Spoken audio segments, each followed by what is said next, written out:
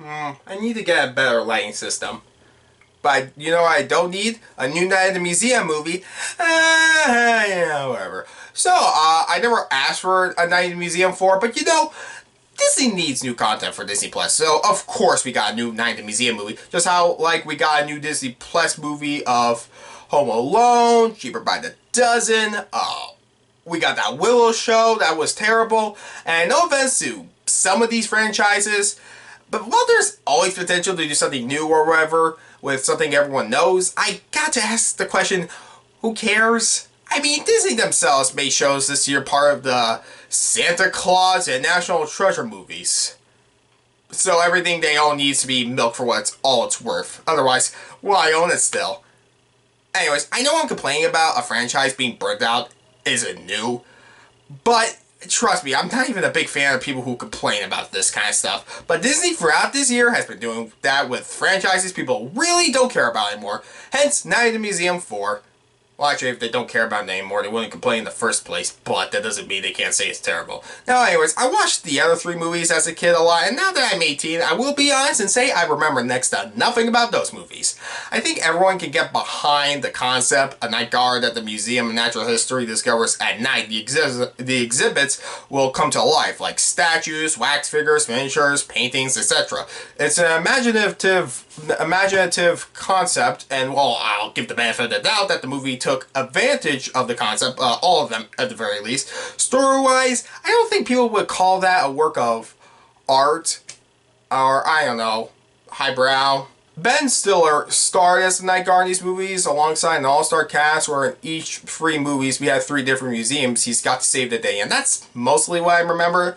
The Night in the Museum trilogy isn't awful. Like, none of them are awful movies, or just downright terrible. Many still talk about those movies to this day, just for more so the imagination and the performances. I mean, Ben Stiller usually leads an all-star cast of actors, such as Robin Williams as Theodore Roosevelt, Amy Adams as Amelia Earhart, something Owen Wilson.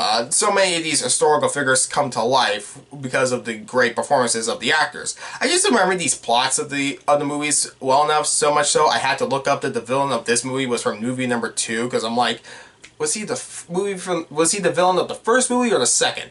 Now the one where now the number 2 movie was the one where Ben Stiller owned the company and then by the end of it sold it to be a night guard again because something happiness. But speaking of unhappiness, Ben Stiller doesn't return, nor does anyone else from the other movies. In fact, this movie is the first movie to be animated, which sounds on paper a good idea, but I'll get into that in a bit. But what's the movie about, you may not be asking? Well, since Larry, Ben Stiller's character, now voiced by Zachary Levi, he's barely even in the movie, so I don't know why he's in this. I guess a contract thing with Disney. Will be gone over the summer, so he can't do his night guard duties. Even though I thought after the 3rd movie he retired, but never mind that. Anyway, so needing someone else to guard the museum at night without exposing the secret of the exhibits coming to life, his teenage son Nick, voiced by Joshua Bassett, whatever, takes over, but he pretty much screwed up so badly his first night when he accidentally lets loose Kahmunrah. If I'm pronouncing that name wrong, I'm sorry. Anyways, yeah, Kahmunrah, voiced by Joseph Kamal, who plans to take over the world somehow, so Nick and the other exhibits have to stop him. Pretty simple premise, but don't worry, they'll stretch this plot thin so much so that the 73-ish minutes it takes to watch this movie will feel like an eternity. Okay, that was a pretty mean way to summarize the movie's premise, but with all the what problems did I actually have with the movie? Well, where to begin? I mean, so first off, as I said, these movies' plots aren't the best. I mean, it's a museum without security cameras and only 1 night guard. Like, yeah, I do think people would try to break into a museum and steal shit. It already takes a lot of suspension of disbelief to buy that happening to a museum, let alone the Museum of Natural History. I would think they would have better security. Still, the whole movie revolves around Nick, Larry's son, who throughout the movie, all he does is whine about being scared or clumsy, and it's nothing but scared or clumsy. And my god, did I hate this character, because you know exactly the arc he has to go through, and you're just waiting for him to finally not be a wuss. So think about a teenager being so scared to go into a basement to lock the door and not being able to do that makes a character like this feel like he's freaking 6. But you know for a fact his building confidence, I don't know, man, it just really does add to how much this movie just drags out. And you know what? For all the whining and everything, I just simply didn't care once. This movie feels like a backdoor pilot for a night in museum cartoon, which I don't think is a bad idea. And if it were like 20 to 30 minutes, it would be fine. I mean, it'd be for kids anyways. Or, well, you know, fans of the original movies and kids at the same time who probably never seen the other movies.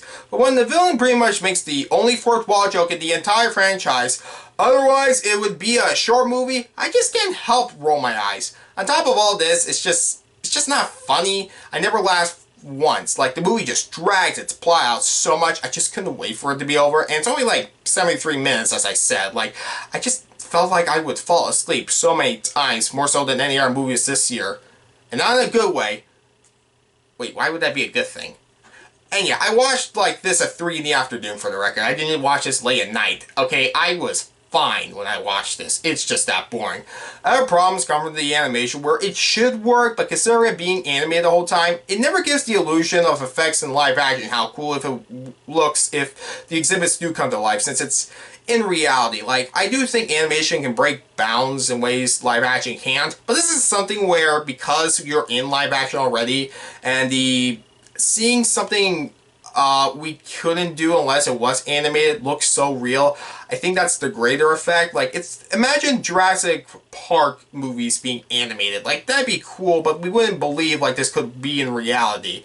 It's just that thing. Like, maybe if it were a CGI film, maybe it'd still be cool, but just because it's 2D, it's like when you have the character model stand still and then suddenly move, it doesn't really give the illusion of when you have a wax statue and then you have a good actor who looks just the same as the statue.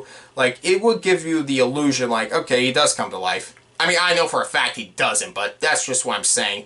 Now, what else I have a problem with the animation is also that, well, I didn't really have an interesting art style. It's just that, like,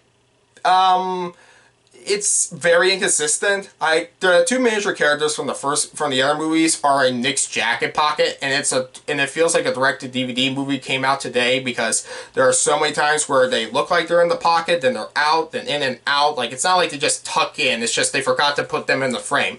The lighting's good, and it doesn't come off rushed or lazy, it just looks cheap. And after watching Del Toro's Pinocchio, this movie really doesn't make it feel like the magic brought to life or something. Like, when all is said and done, all the side characters, the exhibits come to life, it just feels so lifeless. Some characters split apart from each other, and I totally forgot that character existed until he comes back by the end of the movie. There's clearly something the movie's doing wrong if I just forgot the other characters existed. I wanted to keep this review brief, and while I could bash this movie like no one's business, it's just a lifeless kids movie that doesn't deserve to be called horrendous. It's just boring, pointless, forgettable, and a waste of time. So it's horrendous. I don't know, it's not the worst thing I've seen this year, it's just one of the worst maybe. I have to look over my top 10 worst films of the year, and this might be on that list. I watched this movie last week, honestly, and I wrote this review somewhere between then and now, and I already forgot mostly everything about it, so I was glad I did this review before I forgot anything else about this movie, because by tomorrow, I will not remember this movie at all. With that said, like this review, the museum is now closed. I give Night in the Museum, Kahmunrah Rises Again, a 2.5 out of 10.